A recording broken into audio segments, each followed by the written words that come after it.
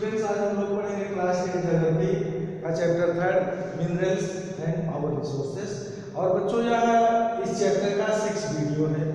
इसके पहले हम लोग 5th वीडियो ऑलरेडी पढ़ चुके हैं, जिसमें हम लोग जस्ट लास्ट वीडियो में 5th वीडियो में क्या डिस्कस किए थे बच्चों। 5th और 4th वीडियो में हम लोग डिस्कस किए थे मिनरल्स के बारे में, मिनरल्स के डिस्ट्रीब्यूशन के बारे में और मिनरल्स के कंजर्वेशन और यूजेज के बारे में।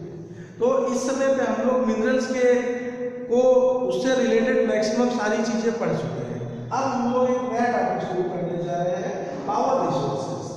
ये पावर रिसोर्सेस अभी आपका एक मिनरल्स है, तो इस मिनरल्स को किस तरह से हम लोग इसका समझेंगे। पावर रिसोर्सेस आप देखिए, इसको हम लोग देखेंगे conventional source of energy, conventional source of energy और non conventional source of energy, दोनों पर्सपेक्टिव से हम लोग इसको समझेंगे। यहाँ पे हम लोग कन्वेंशनल सोर्स ऑफ एनर्जी देखेंगे और फायर वुड, इसका एक महत्वपूर्ण पार्ट फायर वुड आपका एक कन्वेंशनल सोर्स ऑफ एनर्जी है। और फिर कोल के बारे में देखेंगे, कैसे कोल तैयार होता है प्लांट्स एंड एनिमल्स से। तो इसके बाद हम लोग अगले पॉइंट नॉन कन्वेंशनल के बारे में भी देखेंगे। तो शुरू करते हैं बच्चों हम लोग सबसे पहले पावर रिसोर्सेस। ये पावर रिसोर्सेस क्या है? पावर रिसोर्सेस जनरली आप कह सकते हैं कि बहुत ही इंपॉर्टेंट है। It's a very important for all peoples, all human which है represent in any country, not only few country. For example मैं आपको तुरंत एक एग्जाम्पल बताता हूँ। पावर रिसोर्सेस ही है जिसके थ्रू आप ये वीडियो हमारे देख पा रहे हैं और मैं बना पा रहा हूँ। इलेक्ट्रिसिटी, इलेक्ट्रिसिटी में बिजली के द्वारा मोबाइल चार्ज हुआ या आपका कंप्यूटर लैपटॉप चार्ज हुआ, जिसके द्वारा आप देख रहे हैं। क्या without electricity any work is possible? तो इलेक्ट्रिसिटी क्या है? पावर रिसोर्सेस में है। चलिए आगे हम लोग डिस्कस करते हैं बच्चों।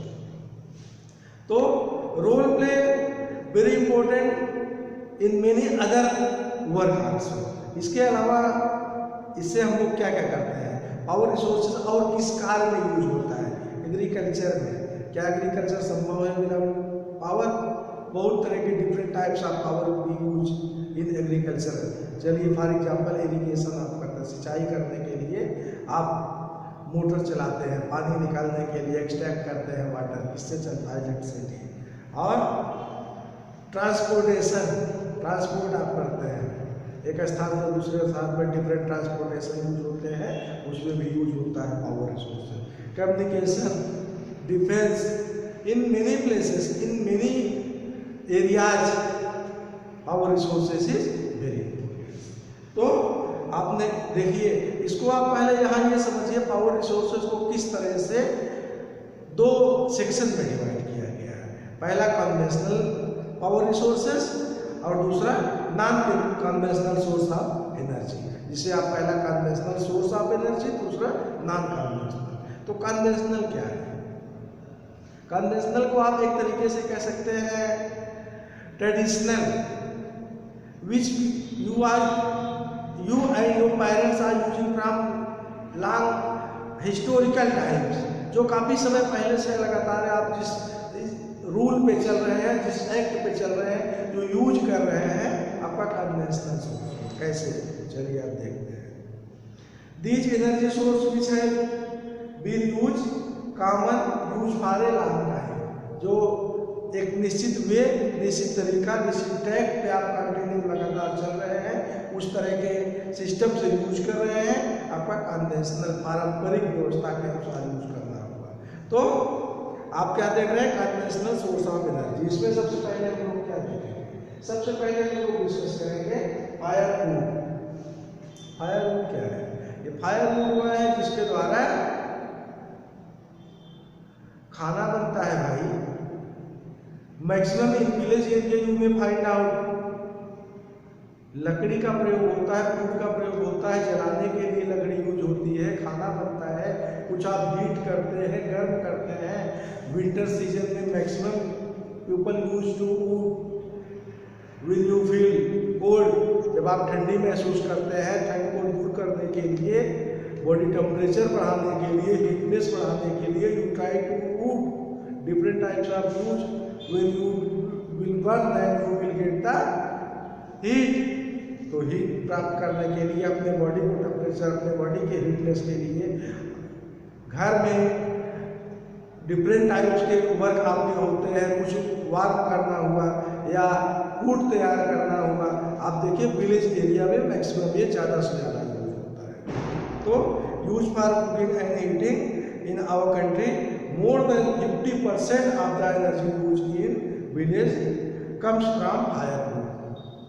विलेज में 50% से अधिक लोग वुड का प्रयोग करते हैं।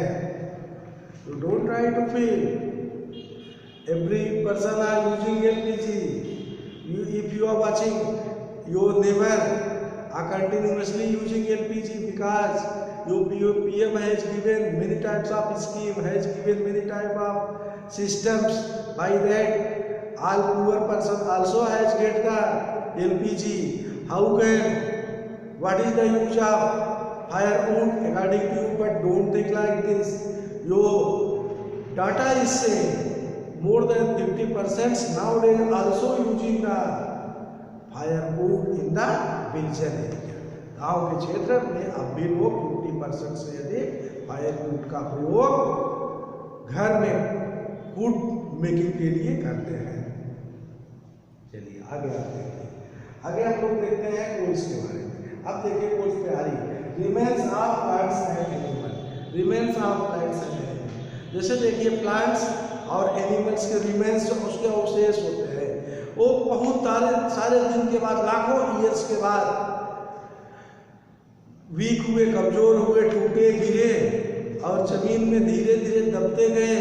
दबने के बाद लाखों साल बाद अंदर की हीटनेस और इंटरनल प्रेशर से क्या हुआ, लाखों ईयर बाद वो क्या होते हैं, तैयार हो जाते हैं, बन जाते हैं। किस तरह से? As a coal and other also such as minerals. तो किस रूप में तैयार होते हैं? कोल्स के रूप में, जो आपका मुख्य रूप से कई वर्ग में यूज होता है। विच where varied under the earth for millions of year get converted by the heat and pressure of fossil fuel. Fossil fuel क्या होते हैं?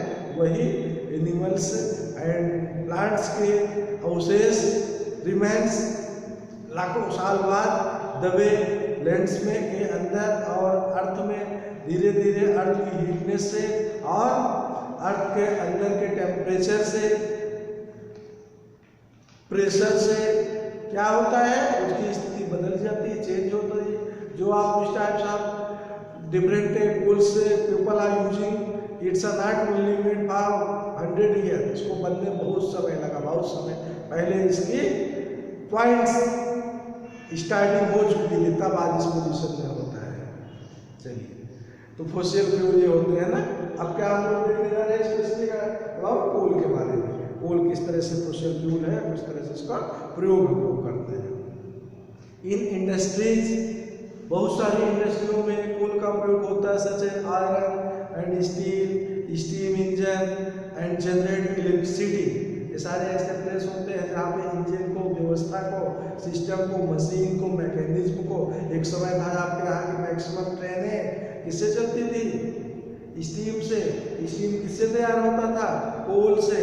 उस समय सबसे पहला इंजन जो था, क्या पोजीशन थी, कैसे समय के साथ साथ चेंजिंग हुई? क्या शुरू में ही इस तरह के पेट्रोलियम और डीजल इंजन थे और इलेक्ट्रिसिटी इंजन थे, और इलेक्ट्रिसिटी इंजन है तो इलेक्ट्रिसिटी भी किससे तैयार हो रही है? You are going to read power resources. आप पावर को पढ़ रहे हैं, पावर भी आपका इलेक्ट्रिसिटी क्या है? पावर है। अभी हम आप शुरू पॉइंट में हमने डिस्कस किया था शुरुआत में कि मोबाइल चार्ज करते हैं किससे? पावर से। तो क्या है यह पावर? यह पावर इलेक्ट्रिसिटी, इलेक्ट्रिसिटी ही पावर है। तो आगे देखिए बच्चों, तो यह सारे वर्क में यूज होता है कोल्स का, डिफरेंट टाइप के फैक्ट्रियों में, इंडस्ट्रियों में, कंपनियों में, बड़ी बड़ी मशीनों को चलाने के लिए। आप आज भी देखिए ब्रिक्स तैयार होते हैं, ब्रिक्स तैयार होते हैं बहुत सारे प्लेसों पे। आप देखिए बिना कोल्स के क्या चलते हैं, तो ब्रिक्स तैयार होता है। और देखिए electricity from coal is called thermal power. Coal से इलेक्ट्रिसिटी तैयार होती है, उसे क्या बोला जाता है? Thermal power plants, thermal power. You try to understand the system which give the generation to the coal by coals to electricity is called thermal power. Means electricity के द्वारा, कोल्स के द्वारा इलेक्ट्रिसिटी जो तैयार होती है उसे थर्मल पावर सिस्टम बोला जाता है।